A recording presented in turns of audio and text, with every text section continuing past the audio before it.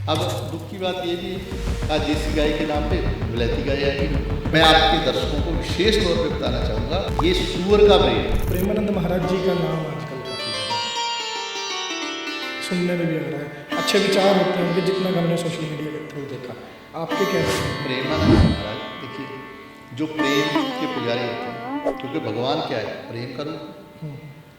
प्रेम ही तो परमात्मा है। प्रेमानंद जी की जब हम बात करते हैं तो एक साधारण सी एक इमेज छवि बनती है, शांत स्वभाव के वो नजर आए हैं जब भी।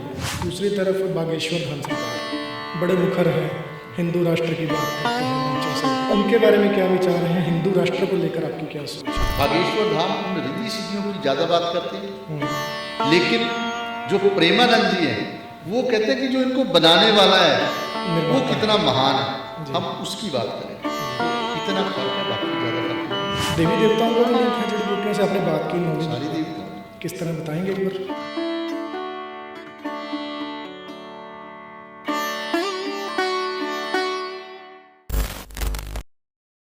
नमस्कार, देश प्रदेश खबर देख रहे हैं आप और हमारे अगले पॉडकास्ट में आपका स्वागत है। आज बात करेंगे आयुर्वेद की, धर्म की और धर्म गुरुओं की और कुछ संतों के बारे में। बीमारियों पर भी बात होगी और बातचीत के लिए हमारे साथ स्वामी राजेश्वरानंद जी मौजूद हैं। सर, बहुत बहुत स्वागत है जी आपका। धन्यवाद जी। स्वामी जी, आप आयुर्वेद से भी जुड़े हैं, धर्म से भी जुड़े हैं, कई संस्थाओं से भी आप जुड़े हैं, लेकिन शुरुआत मैं आपकी इससे करना चाहूँगा कि जब हम आपसे पहली बार मिले थे तो हमारा परिचय एक डॉक्टर के साथ था। जी जी। अब जो स्वामी जी मेरे सामने बैठे हैं, ये परिवर्तन किस तरह से आया? जब हम अपने धर्म ग्रंथों को बहुत गहराई से समझते हैं या अपने इतिहास को देखते हैं या सनातन के इतिहास को देखते हैं, तो आपको एक बात समझ आएगी कि जब भी इस संसार में कुछ भी महान कार्य किए गए हैं तो सनातन की शिक्षाओं पर, ग्रंथों की शिक्षाओं पर चल के हुए हैं। और जब हम ग्रंथ पढ़ते हैं, वेद पढ़ते हैं, शास्त्र पढ़ते हैं, तो हमें पता लगता है कि आज तक जितने भी महान ऋषि हुए, वैद्य हुए, वो सब परमात्मा को जानने वाले, उस परमात्मा की भक्ति करने वाले, और इससे भी बढ़कर आप ये कह सकते हैं कि जिन्होंने वैदिक मूल्यों को पहचाना, वही डॉक्टर कहें, उन्हें वैद्य कहें, या लोगों का इलाज करने वाले थे। और ये परंपरा जैसे जैसे लुप्त होती गई, हम आधुनिक काल में जाते गए। पिछले ज़्यादा समय से नहीं, 100-200 साल से जी। बीमारियां बढ़नी शुरू हो गई, मानसिक तनाव बढ़ने शुरू हो गए। जब मैंने धर्म ग्रंथों का अध्ययन किया तो पाया कि जब तक हम एक आध्यात्मिक रूप से लोगों का इलाज नहीं करेंगे, जो हमारे वेदों शास्त्रों में लिखा है, आयुर्वेद का ग्रंथ वो भी हमारे वेदों का उपवेद है जी। जब उसको स्टडी करते हैं तो पता लगता है कि अध्यात्म से नहीं जुड़ा हुआ व्यक्ति कभी भी डॉक्टर नहीं हो सकता, कभी भी वैद्य नहीं हो सकता, ये हमारे ग्रंथ कहते हैं। इसलिए मुझे भी लगा कि हम अध्यात्म की ओर बढ़ें ताकि हम आयुर्वेद की गहराई को समझ के लोगों के मन तक जाके उनका इलाज कर सकें। जी। स्वामी जी, इन दिनों आप आयुर्वेद से जुड़े हुए हैं, कितना कारगर है आयुर्वेद? जड़ी बूटियां कितनी कारगर हैं? क्योंकि धीरे धीरे अब हम उसकी तरफ वापस आने लगे हैं। बीच में हम कहें तो अगर अंग्रेजी दवाइयाँ, एलोपैथिक ने काफ़ी ज़्यादा जकड़ लिया था इंसान को। कितनी कारगर हैं ये चीज़ें अब? देखिए, मैं ये चाहूँगा कि हम किसी के बारे में ना बोल के हम सीधा ये जो आपने क्वेश्चन किया, बहुत ही सुंदर, कि आयुर्वेद कितना कारगर है, जड़ी बूटियाँ कितनी कारगर हैं। जी। मैं आपको कुछ वेदों से, ग्रंथों से बताना चाहूँगा। आप पहले श्री गुरु ग्रंथ साहब, जो आज के युग में जिसको गुरु कहा जाता है, उसके बारे में बताऊँगा। गुरु ग्रंथ साहब कहता है, बलिहारी कुदरत वस्या, तेरा अंत न जाए लख्या। कि परमात्मा तू कुदरत में बसा हुआ है। फिर कहते हैं, पार जात ए हर को नाम। कहते हैं जो जड़ी बूटियाँ, ये जो पारजात है, ये परमात्मा का ही नाम है। जी। फिर कहते हैं, कुदरत कवन कहा विचार, वार्या ना जावा एक बार। जब आप इस पे विचार करोगे तो उस पे बलिहार जाओगे। जी। लेकिन हम विचार नहीं करते हैं। एक शब्द बिल्कुल गहराई का आप देखिए, गुरु ग्रंथ साहब कहते हैं, धूप मल आन लो, कि जो जड़ी बूटियां हैं, फल हैं, फूल हैं, इनकी सुगंध सच्ची अगरबत्ती है। पवन चवरो करे, सगल बन रहा है फुलंत ज्योति। क्या जब हवा इनसे गुजरेगी आपकी ज्योत को फुलंत कर देगी। ये है प्रकृति जी। अब इसी का उदाहरण हम सनातन से लेते हैं। भगवान राम कहाँ रहे? जंगल में वनवास के वक्त भगवान राम वनवास में पंचवटी में रहे। इतनी जड़ी बूटियां थी, फिर भी 5 वृक्ष लगाए अलग अलग, जो किसी भी प्रकार की बीमारी से हमें बचा सकते हैं जी। माता सीता कहाँ रही? अशोक अशोक वाटिका, वाटिका। ताकि हमें चिंता ही ना हो, अशोक, यहाँ पे चिंता नहीं है। भगवान राम ने लक्ष्मण मूर्छित होने पे हनुमान जी को कहाँ भेजा? संजीवनी लेने। वो ताजी जड़ी बूटी लाए, जैसे ही निचोड़ के उनके मुख में डाली तो लक्ष्मण जी जीवित हो उठे।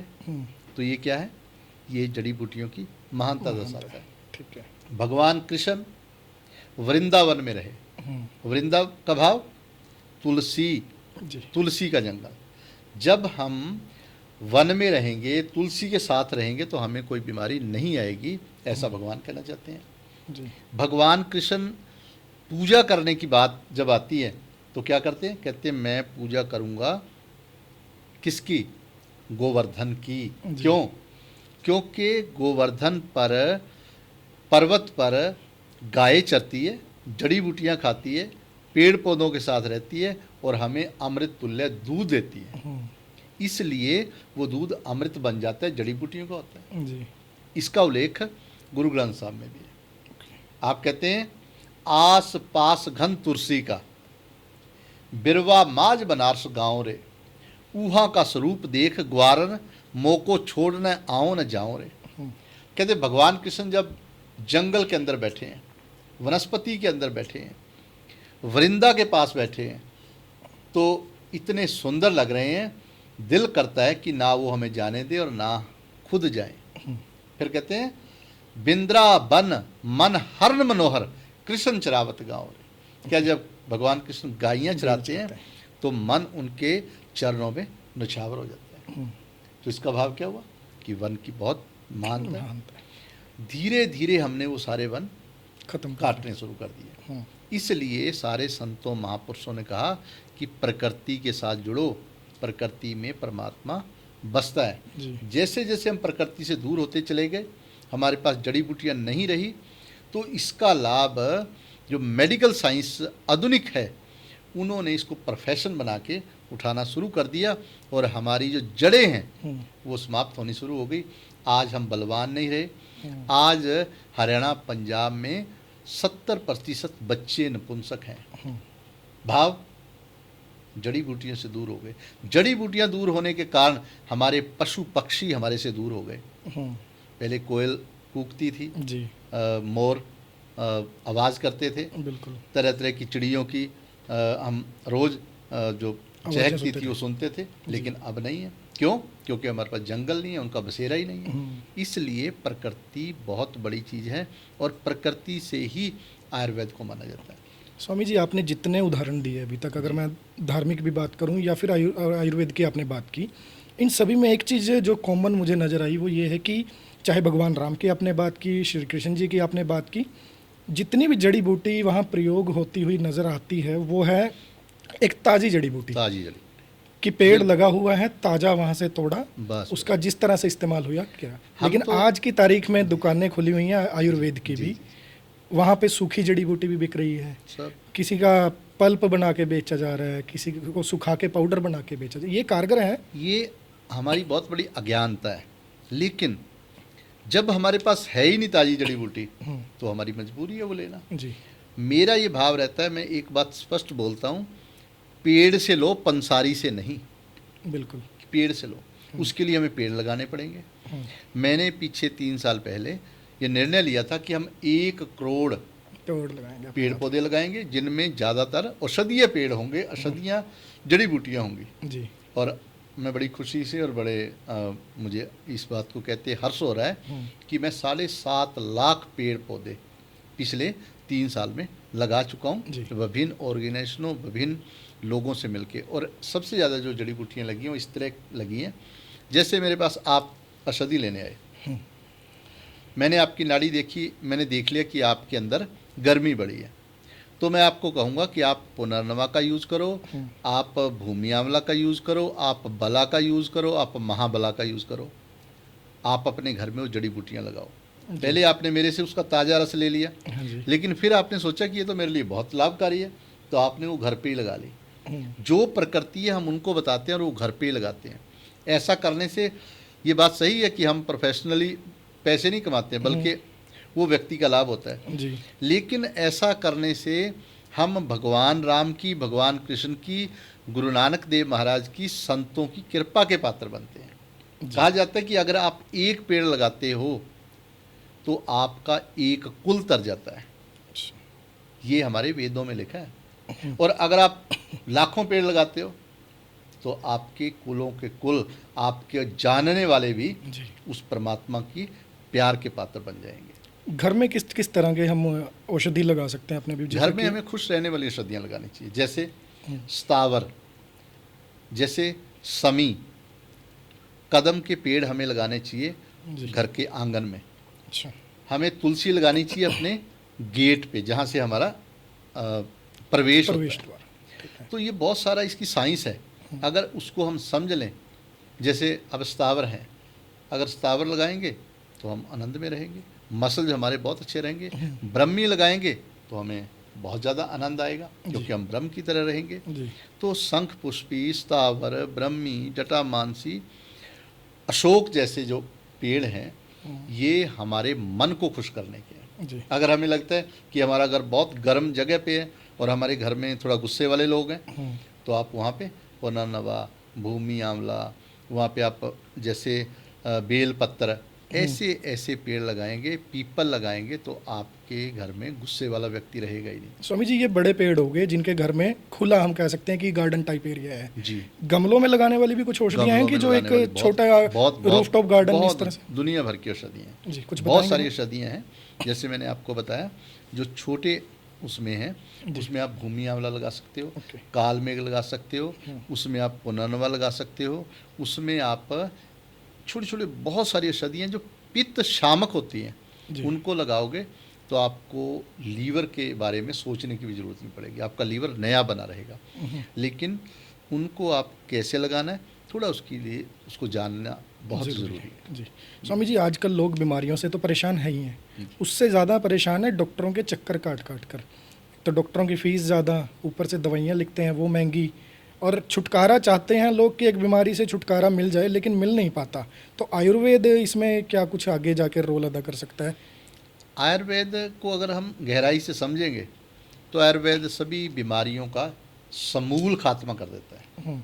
लेकिन उसमें समझना ये है कि हमारे लिए कौन सी जड़ी बूटी उपयुक्त है, कि मेरी प्रकृति क्या है और जड़ी बूटी की प्रकृति क्या है।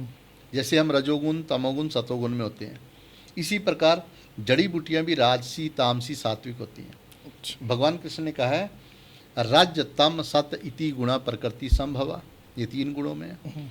जिसने जान लिया कि मैं किस गुण में हूँ, भगवान कहते परम भूवे प्रवक्ष्यामि ज्ञानानाम ज्ञानमुत्तमम, ये सबसे बड़ा ज्ञान है।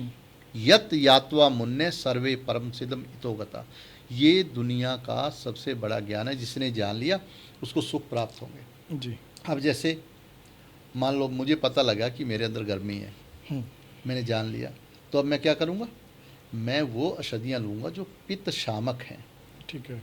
जैसे पीपल है, पित्त शामक है, चक्करमर्ग है, पित्त शामक है, पुनर्नवा है, पित्त शामक है, भूमि आंवला है, पित्त शामक है, महाबला है, पित्त शामक है। अगर मैं लूँगा तो मेरे गर्मी के 40 के 40 रोग भाग जाएंगे। चाहे मुझे स्किन प्रॉब्लम है, चाहे मेरे बाल झड़ते हैं, चाहे मेरे अंदर कोई जख्म है, ये सब रोग खत्म हो जाएंगे। 40 रोग होते हैं पित्त के। ऐसे ही अगर हमारे मन की कोई प्रॉब्लम है, हमें नींद नहीं आती है, हम एंजाइटी में रहते हैं, हम खुश नहीं हैं, मेरे शरीर में दर्द होते हैं, मेरे जोड़ों में दर्द है, स्टिफनेस है, गठिया है, पैरालाइज तक भी है, तो आपको क्या खाना है, स्थावर लेना है, शंख पुष्पी लेनी है, ब्रह्मी लेनी है, आपको जटामानसी लेनी है, आपको निर्घुंडी लेनी है। अच्छा। आपको कोई गठिया नहीं रह सकता, लेकिन उनका प्योर रस। लेकिन जो आपने कहा कि लोग डॉक्टरों में चक्कर लगा रहे हैं, बिल्कुल, ये क्या है कि भ्रम फैलाया गया कि आयुर्वेद तो टाइम लेता है। वो टाइम क्यों लेता है, जब कोई बूटी सूख गई वो तो खत्म होगी, बिल्कुल। उसको अगर हम लेंगे तो बड़ा टाइम लगेगा। अगर हम ताज़ी जड़ी बूटियाँ इस्तेमाल करें, लक्ष्मण अगर 1 सेकंड में उठ सकते हैं तो हमें विश्वास नहीं है उस पर, बिल्कुल। हम भी तुरंत ठीक होंगे। जैसे अब बुखार की बात करें, बुखार के लिए कहते हैं जी पैरास्टामोल लो, हाँ जी। जबकि सारे संसार को पता है कि पैरास्टामोल लेने से आपके शरीर में बहुत सारे साइड इफेक्ट आएंगे, बिल्कुल। लेकिन लोग ले रहे हैं। हम्म, डॉक्टर की गलती नहीं है, डॉक्टर के पास गए वो तो देगा, उसका बिल्कुल। प्रोफेशन है। जी। वो कहता भी है भाई ये ज़्यादा नहीं लेना, ये अच्छी नहीं है, फिर भी लोग लेते हैं। वो सोचते हैं फटाफट ठीक हो जाऊं, लेकिन धर्म ग्रंथों का ज्ञान नहीं है, आयुर्वेद का ज्ञान नहीं है। जी। उन्हें ये नहीं पता कि अगर मैं काल मेघ का रस ले लूं तो तुरंत मेरी ठीक हो जाएगी, मेरे को बुखार नहीं रहेगा। अगर इन्फेक्शन है साथ में, तुलसी ले लो, दुनिया का सबसे बड़ा एंटी इन्फेक्शन और एंटी इन्फ्लेमेटरी है, जी। लेकिन हम वो लेते ही नहीं।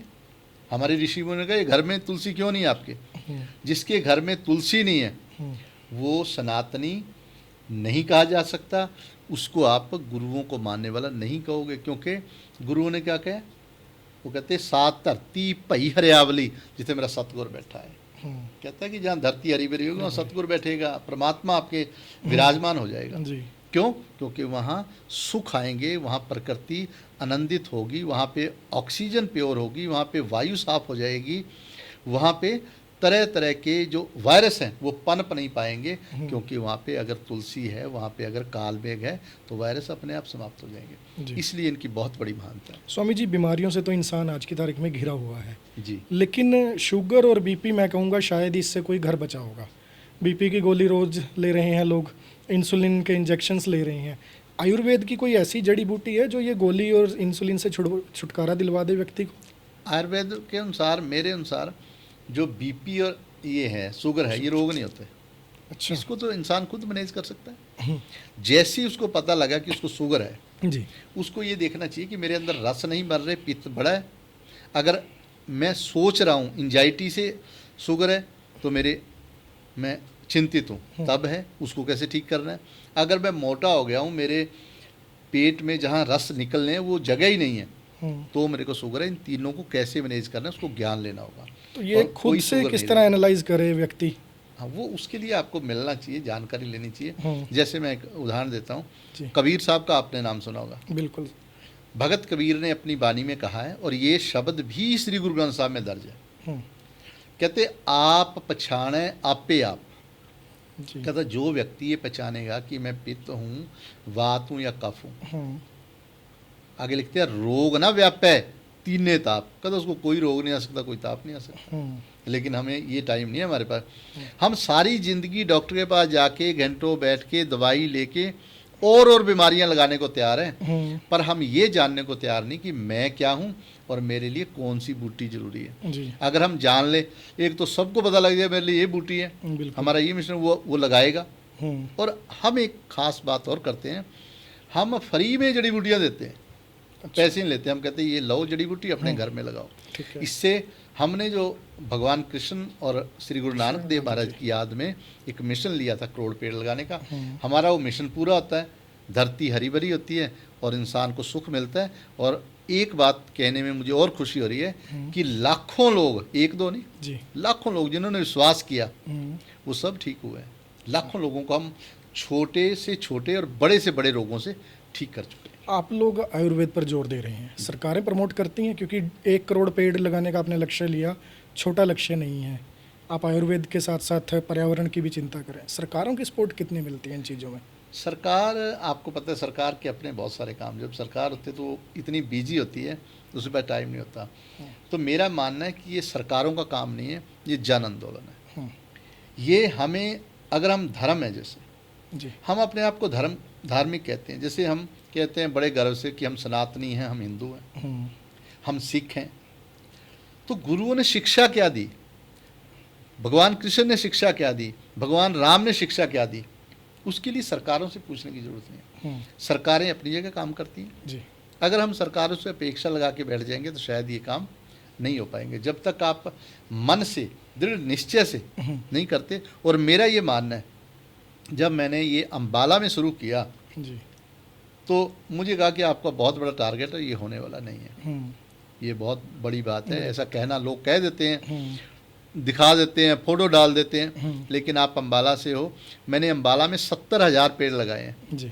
कल अकेले अम्बाला में। अच्छा। जितने स्कूल हैं, कॉलेज हैं, गुरु घर हैं, जैसे अकाल एकेडमी है, सब में हमने पेड़ लगाए और सब चल रहे हैं। शमशान घाट है, जी। हमारे हर्बल पार्क है, जहाँ जहाँ हमें मौका मिला हमने सब जगह लगाए और वो सब पेड़ चल रहे हैं। ये बड़ी बात है कि चल रहे हैं। उसको चलाया। हमारे अपने आश्रम में हमारे पास 4,000 पेड़ लगे हुए हैं जी। और हमारे आश्रम में कचनार से लेकर कदम से लेकर 51 त्रिवेणियाँ हैं, पीपल, नीम और बड़। बड़ा ठीक है। ऐसे ऐसे पेड़ पौधे हैं। कहा जाता है कि एक त्रिवेणी जहाँ पे होती है वहाँ पे जो हम 2 टन का वो कहते हैं ना एसी है, हाँ जी। जितना वो हवा देता है एक दिन में, पीपल उससे 100 गुना ज़्यादा ही त्रिवेणी देती है। तो आप देखिए, हमारे जब आप आओगे हमारे आश्रम में तो आपको लगेगा कि हाँ बड़ा आनंद आ रहा है। तो वो क्यों है? वो ये नहीं है कि कोई वहाँ पे हमारी भक्ति का है उसका प्रताप, नहीं, वो भगवान की दया है और प्रकृति की ताकत है, बिल्कुल, जिसके कारण वो आनंदित हो उठी है जगह। स्वामी जी फिटनेस की तरफ लोग बहुत ध्यान दे रहे हैं अब। जी। जिम जाते हैं, सैर करने जाते हैं, लेकिन पीछे कुछ इंसिडेंट कोरोना के बाद स्पेशली ये देखने में आए हैं कि जिम में बंदा ट्रेडमिल पर है, गिर गया और डेथ हो गई। कोई सैर कर रहा है, एक्सरसाइज करते समय डेथ हो गई। ये क्या कारण हो सकते हैं और किस तरह से बॉडी में जो साइन होते हैं किस तरह व्यक्ति पहचान करे इनकी? देखिए, कोई भी रोग यकायक नहीं आता है। सब रोग धीरे धीरे धीरे धीरे पनपते हैं। लेकिन जहाँ तक जिम है, जिम की बात, मैं किसी के भी खिलाफ कभी नहीं होता हूँ, सब अपनी जगह सही हैं, लेकिन ये कोई सिस्टम नहीं है। हमारे शरीर में जो नेचुरल तरीके से हम काम करते, जैसे आप भाग रहे हो तो आप नेचुरल तरीके से भाग रहे हो, आपको पता है, आपके मन को पता है, आपके शरीर को पता है, आप वैसा कर रहे हो। जी। जब आप अपनी अपेक्षा से ज़्यादा या किसी के ऐसे करवाने से कोई भी कार्य करते हो तो शरीर पे उसके साइड इफ़ेक्ट आते हैं। दूसरा, सभी जिम को नहीं मैं कहूँगा, कुछ जिम ऐसे हैं जो लालचवश आपको कहते हैं ये प्रोटीन खाओ आपके मसल बनेंगे। बिल्कुल। लेकिन मसल तब बनते हैं जब हमारे लीवर में ताकत होती है। लीवर आपकी कुछ भी खाई हुई चीज़ को बदल के ताकत बनाता है। अगर आपका लीवर अच्छा नहीं है, आप दुनिया भर का सबसे महंगा, सबसे अच्छा कुछ भी खा लें तो आपको लाभ देने वाला नहीं है, क्योंकि आयुर्वेद में साफ लिखा है, आहार मात्रा अग्नि बल अपेक्षणी, कि आहार की मात्रा कितनी होनी चाहिए जितनी आपके शरीर में लीवर में ताकत है, अग्नि है। अगर अग्नि आपकी मंद है, आप ज़्यादा कुछ खा रहे हो तो वो आपके रोगों का कारण बनेगा। और हमारा जो देश है ना, ये नेचुरल देश है। बिल्कुल। हमारे देश की आपको विशेषता बताना चाहूँगा, अकेला ऐसा भारतवर्ष देश है जो जीवन जीने के लिए, यहाँ पे 6 ऋतुएँ हैं जी। कहीं पे नहीं है। यहाँ पे अलग अलग एरिया में अलग अलग मौसम है। आप राजस्थान चले जाओ, गर्मी का आनंद लो। आप कश्मीर चले जाओ, आप वहाँ पे ठंड का आनंद लो। आप वहाँ चीरापूंजी जिस कहते हैं वहाँ चले जाओ, बरसात का आनंद लो। हर मौसम है हमारे पास जी। और यहाँ पे व्यक्ति जिसके पास कुछ भी नहीं है, अगर वो सिर्फ अकेली भक्ति भी कर ले, वैसे तो कर्म करना बहुत ज़रूरी है जी, वो भी अपना जीवन गुजार सकता है। कभी वो कहीं खाद्य पदार्थ मिलेगा, कहीं फल पक रहे हैं, किसी सीजन में कुछ बन रहा है। तो हमारा देश बड़ा महान देश है। यहाँ पे ऋतुचर्या का एक ग्रंथ लिखा गया, किस ऋतु में आप क्या खाएं ताकि निरोग रहें। जी। जैसे अब बरसात से पहले आपको क्या खाना चाहिए था? जौ, फिर ज्वार का सीजन आ गया, फिर कोदरे का सीजन आ गया, ठंड आएगी तो बाजरे का सीजन आ गया, थोड़ी हवा चलेगी तो मक्की का सीजन आ गया, बिल्कुल, चने का सीजन आ गया। ये 6 ऋतुएं हैं। तो अलग अलग ऋतु के अलग अलग भोजन है। अगर उसका भी ज्ञान ले लें तो भी बीमार नहीं होंगे। मुझे इससे भगत धन्ना की याद आ गई। भगत धन्ना हमारे बड़े मस्त जाट फकीर हुए। आपने क्या कहा? गोपाल तेरा आरता, जो जन तुमरी भगत करनते तिनके काज स्वारता। कहते जो परमात्मा की भक्ति करते हैं उनके काज सुधरते हैं। कैसे? कहते भगवान उनको सब कुछ देता है। क्या देता है? दाल सीधा मांगू घियो। कहता पहले दाल खाओ, सीधा अनाज, लेकिन उसमें क्या डालना है? घियो। क्यों? हमरा खुशी करने जियो। अगर घी डालोगे तो आप आनंद में रहोगे। फिर कहते पनिया छादन नीका, कि आपने कपड़े और जूती बढ़िया डालनी है। बढ़िया का मतलब महंगी नहीं, बढ़िया का मतलब जो कपास से बने हों वो कपड़े डालने। क्यों? जी। क्यों कपास नरम होता है, रोग नहीं आने देता।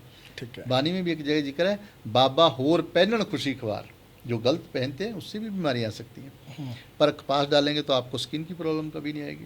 अच्छा। तो कहते हैं पनिया छादन नीका अनाज मांगू सत सी का, क्या 7 तरह का अनाज चाहिए मुझे। जी। कई लोग 7 बार सी डाली हो, वो नहीं, वो भी कहते हैं, वो भी ठीक है अपनी जगह, लेकिन 7 प्रकार का। 7 प्रकार का। तो क्योंकि 6 सीजन 7वां चना है, अच्छा। जब वो आप अलग अलग टाइम में खाओगे तो ताकत रहेगी। अब चने के बारे में कहा जाता है, आम लोग कहावत थी, खाएगा चना रहेगा बना, शरीर में ताकत देता है वो। बिल्कुल। तो इसलिए हमें हमारे धर्म ग्रंथों को समझना है। आगे कहते हैं गऊ भैंस मांगू लावेरी, एक ताजन तुरी चंगेरी। कहते हैं भगवान मुझे एक गाय दे, एक भैंस दे। अगर आप खेत में बहुत मेहनत करते हो, ज़्यादा हार्ड वर्क है, तो भैंस का घी खा लो।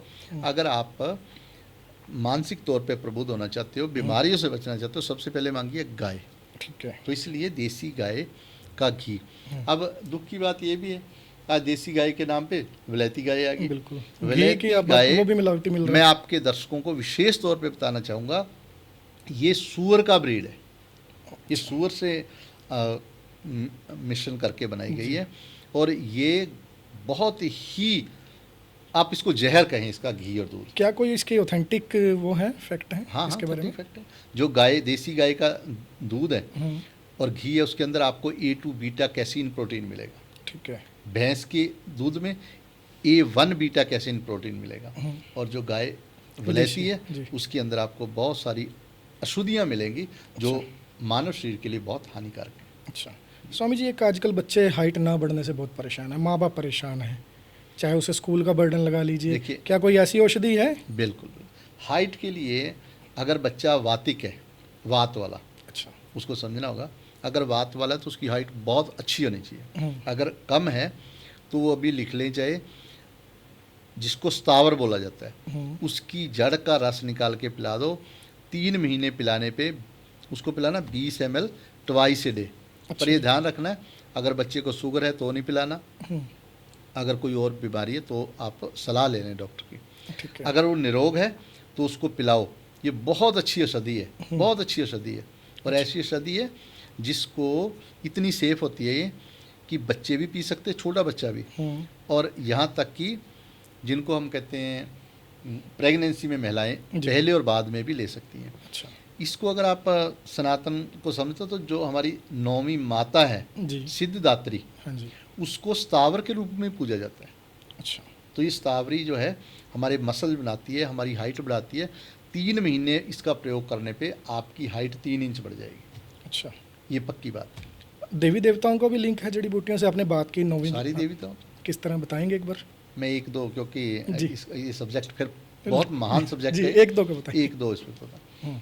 जैसे सबसे पहली जो माता का हम पूजन करते हैं, उनको कहा जाता है शैलपुत्री।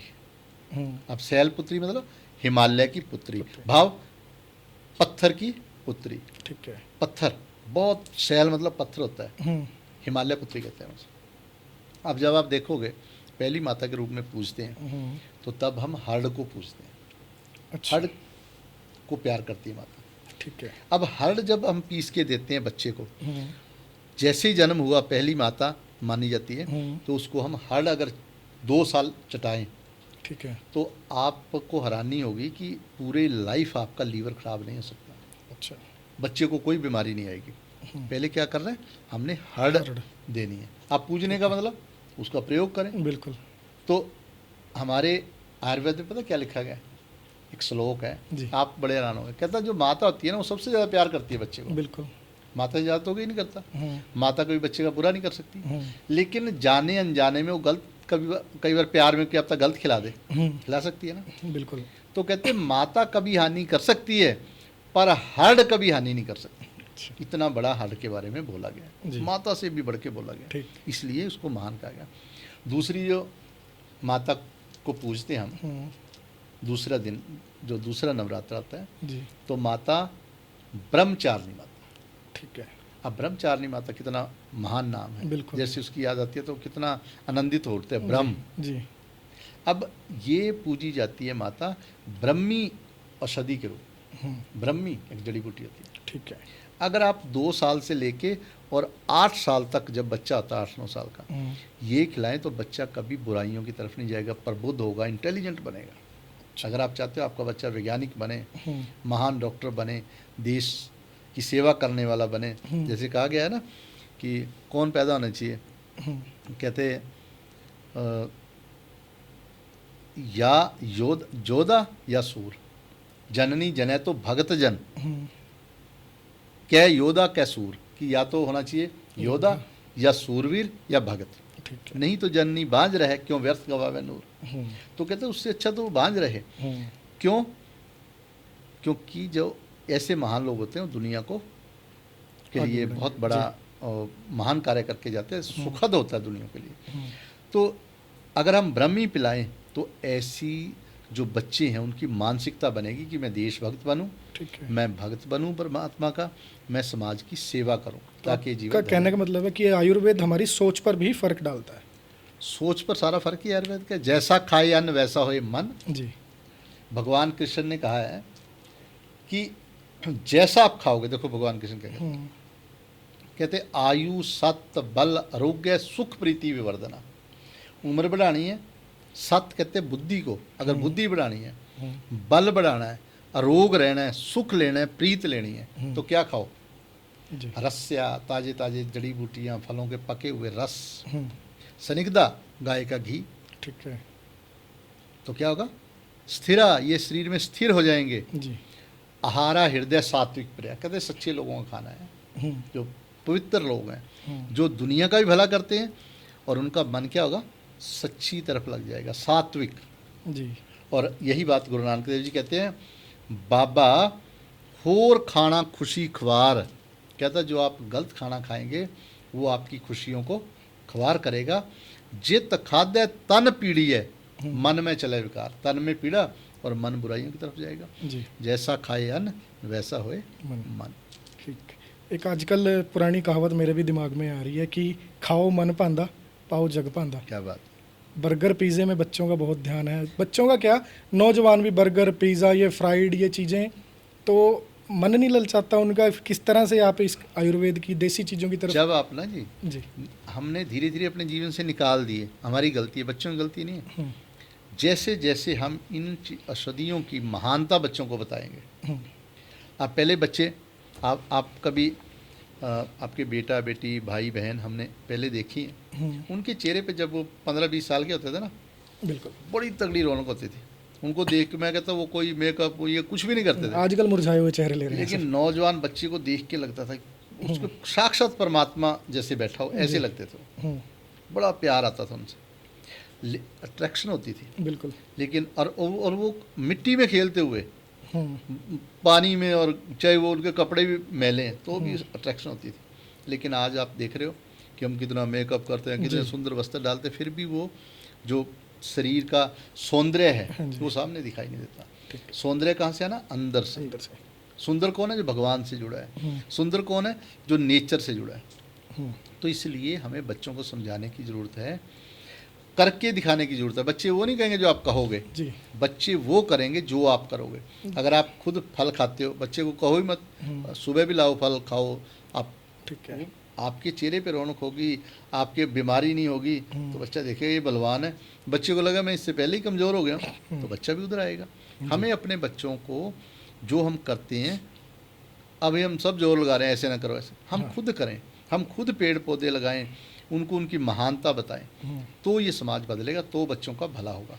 बच्चे तो परमात्मा रूप होते हैं, जैसा हम करेंगे वैसे बच्चा करेगा, बच्चों की इसमें कोई गलती नहीं। प्रेमानंद महाराज जी का नाम आजकल काफ़ी ज़्यादा सुनने में भी आ रहा है, अच्छे विचार होते हैं उनके, जितना हमने सोशल मीडिया के थ्रू देखा।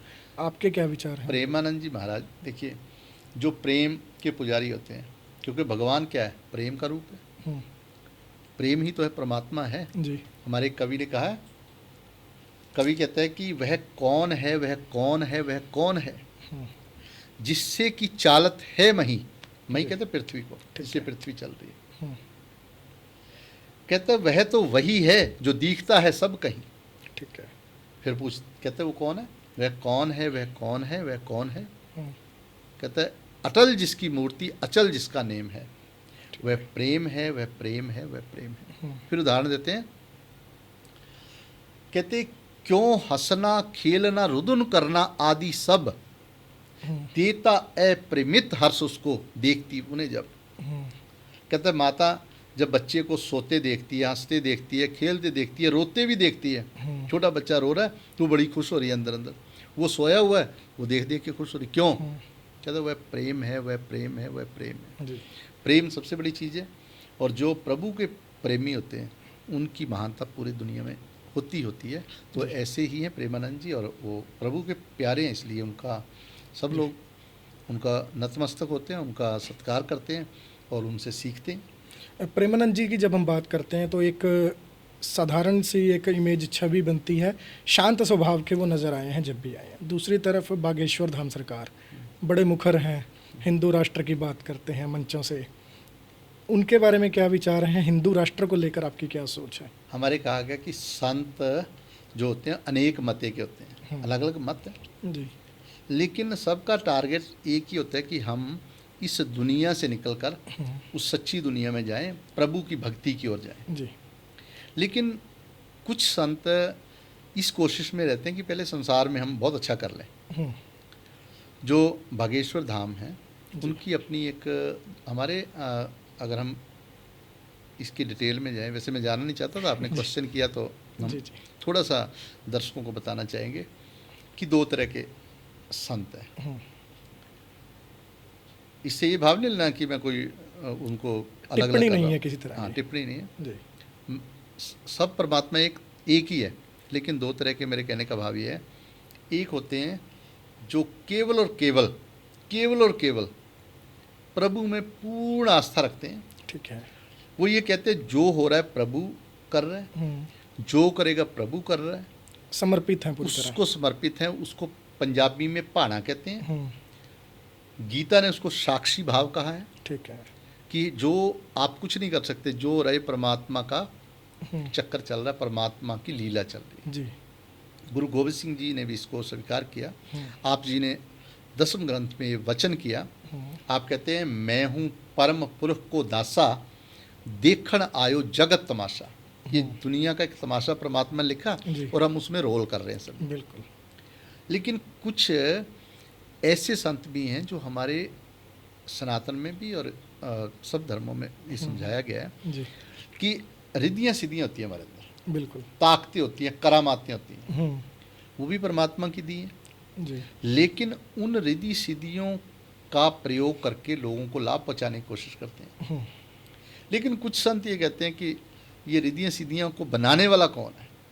बिल्कुल। बागेश्वर धाम उन रिद्धि सिद्धियों की ज़्यादा बात करते हैं, लेकिन जो प्रेमानंद जी हैं वो कहते हैं कि जो इनको बनाने वाला है वो निर्माता कितना महान है, जी। हम उसकी बात करें। जी। तो इतना फ़र्क है, बाकी ज़्यादा फ़र्क नहीं है। सब अपनी जगह सही काम कर रहे हैं, जी, तो हमें सबको सत्कार देना चाहिए। लेकिन जहाँ तक बात है कि वो हिंदू धर्म हिंदू की राष्ट्र। स्थापना की और क्या हिंदू राष्ट्र बने, मैं ये कहना चाहता हूँ ये देश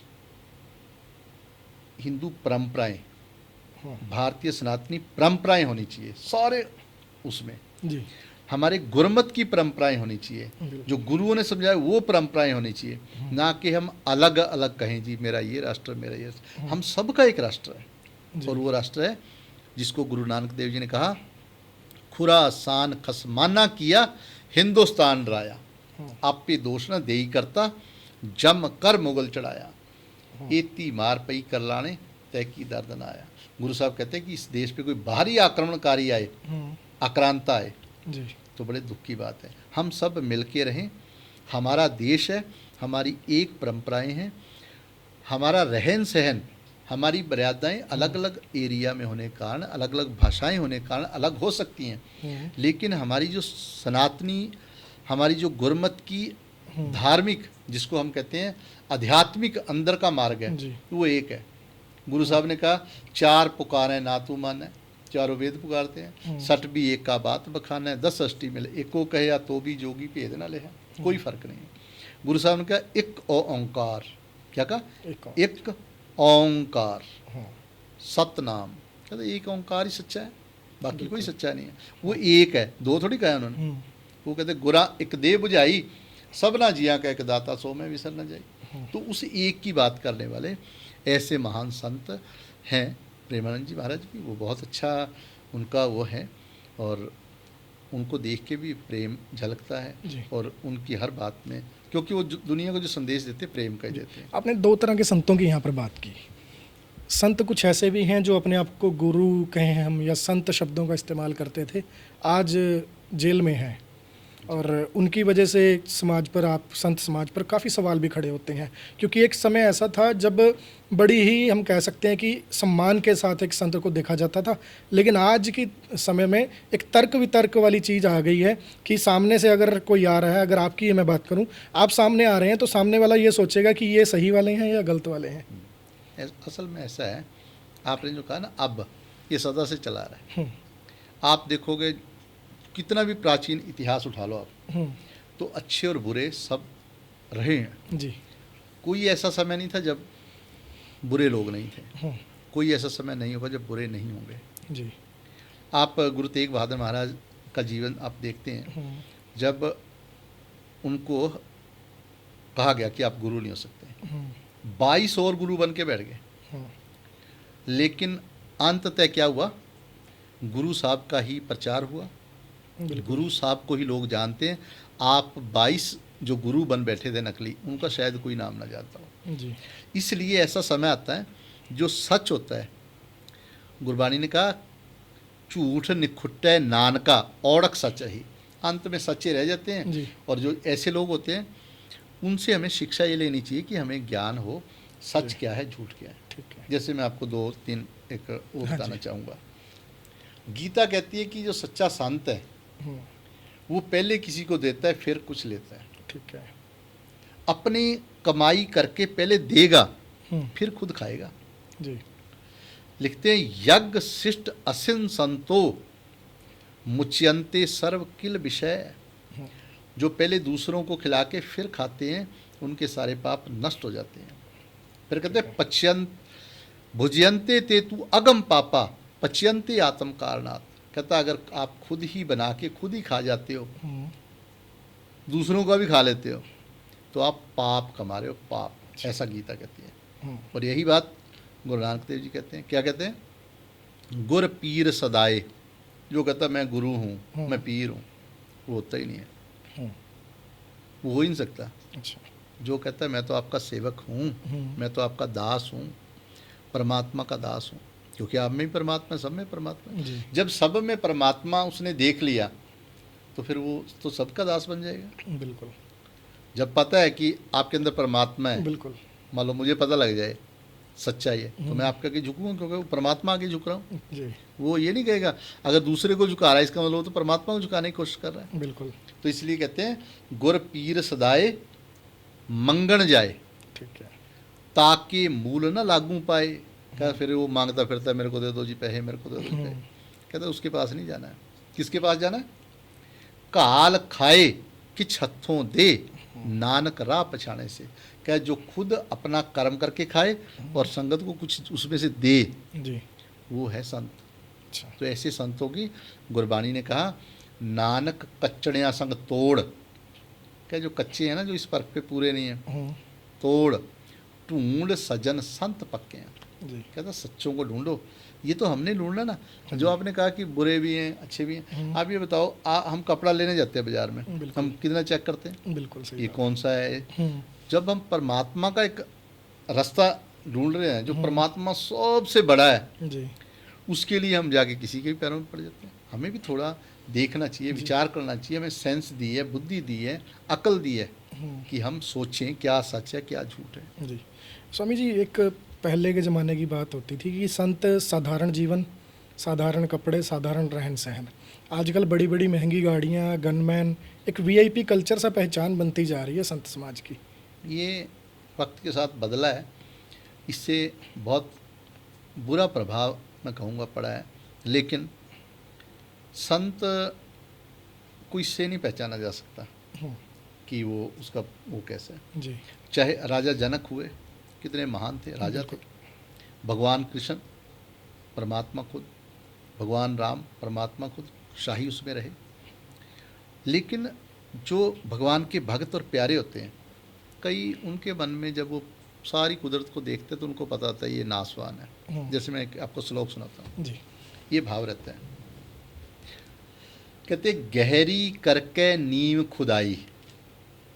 क्या दुनिया के लोग बहुत महल बनाने से पहले गहरी गहरी नींव खोदते हैं जी और ऊपर मंडप छाए और बड़े बड़े महल बनाते हैं।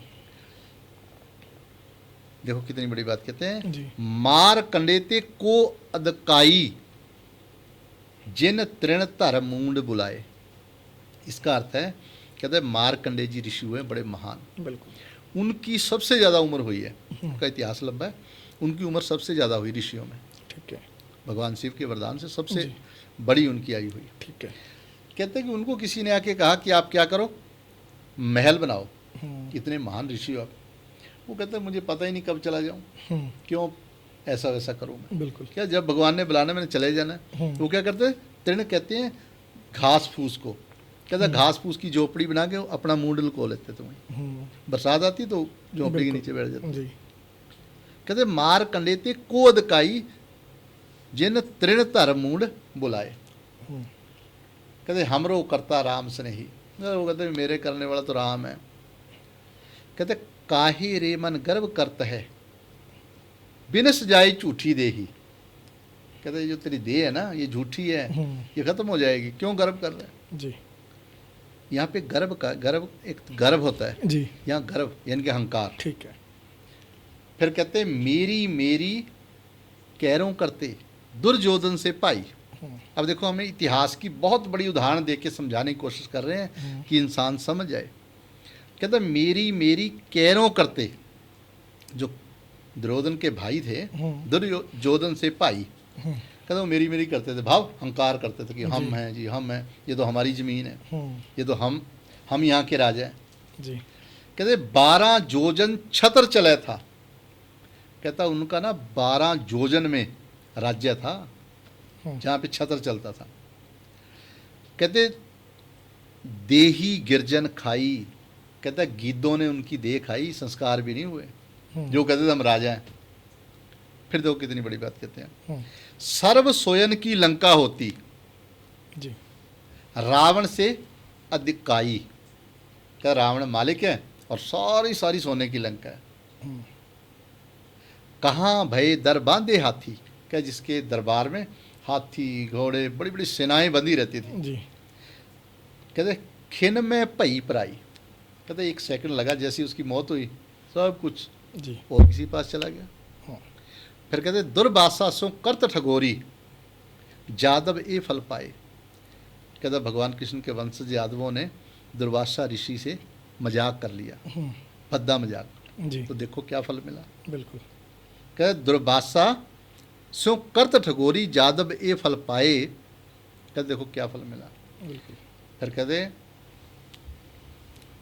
कृपा करी जन अपने ऊपर नाम देव हर गुण गाए।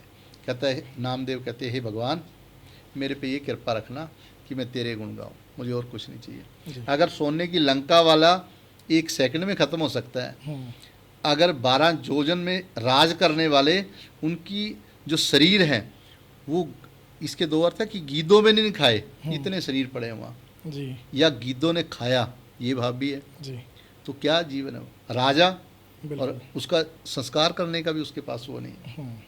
तो कहते हैं ये संसार तो झूठा है, आपकी देही भी झूठी है, बिनस जाए झूठी दे। इसलिए संत ये कहते हैं कि यहाँ एक ही काम को आए हैं, भगवान का भजन करने के लिए, जी भगवान से जुड़ने के लिए।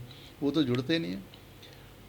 गुरु नानक देव जी कहते हैं वेदा में नाम उत्तम सो सुने नहीं फिर जो बता लिया। तो बेतालों की तरह भागे फिरते हैं, जो अंदर से ओम की ध्वनि सुननी थी, नाद सुनना था, नाम से जुड़ना था, वो तो जुड़े ही नहीं। तो हमारा अल्टीमेट जो गोल है वो 84 लाख योनियाँ हैं। आपको थोड़ा मैं अध्यात्म की बताना चाहूँगा जी। हमें ये मानस जन्म बड़ा मुश्किल मिला है, लेकिन जो नहीं समझते ना, कबीर साहब ने उनको समझाने की कोशिश देखो क्या की है। ग्रंथ साहब में कहते हैं 4 पाव 2 सींग गुंग मुख तब कैसे गुण गही है। क्या जब तेरे 4 पैर हो जाएंगे दो सींग हो जाएंगे, मुंह से बोला नहीं जाएगा, तो कहता तब भगवान की कैसे भक्ति करोगे। जी ये वक्त मिला है हमें भगवान की भक्ति करने का, इंसानी जन्म। जी इसमें दो काम करने चाहिए, संसार सुखों के लिए प्रकृति से जुड़ो, और सदा के लिए सुख लेना है तो परमात्मा के नाम से, हरि के नाम से, उस वाहिगुरु के नाम से जुड़ना चाहिए। चलिए स्वामी जी, ये तो ऐसी चर्चा है कि जितनी मर्जी लंबी खींच लीजिए। बस अंत में एक चीज़ आपसे जानना चाहूँगा कि आपने बताया कि सही की पहचान कीजिए, आयुर्वेद से जुड़िए। अगर किसी व्यक्ति को आपसे मुलाकात करनी हो, संपर्क करना हो, तो कहाँ आप अवेलेबल रह सकते हैं? क्योंकि काफ़ी व्यूअर्स के इसके बाद सवाल आने वाले हैं कि जिस तरह की बीमारियों की हमने चर्चा की है, तो उसके बाद किस तरह से उसके लिए संपर्क करें? आपको, क्योंकि थोड़ा सबको सही तरीके से मिला जा सके, उसके लिए हमारे पास व्यवस्था है, फ़ोन नंबर है, उस पर आप टाइम लेके कभी भी मुझे जी अम्बाला में ही आप मिल सकते हो। योग पीठ है हिसार रोड पे, जी राजेश्वरंद योग पीठ, ठीक है। उसमें आप समय लेके कभी भी आ सकते चलिए सर, आज के लिए बहुत बहुत धन्यवाद आपका। तो अगर आप भी आयुर्वेद के बारे में या किसी तरह की भी आपकी शारीरिक समस्या है, तो स्वामी राजेश्वरानंद जी से आप हिसार रोड पर उनका योग पीठ है, उनके नंबर्स हम आपको ज़रूर प्रोवाइड करवा देंगे, तो आप वहाँ पर जाकर उनसे बातचीत कर सकते हैं, संपर्क कर सकते हैं।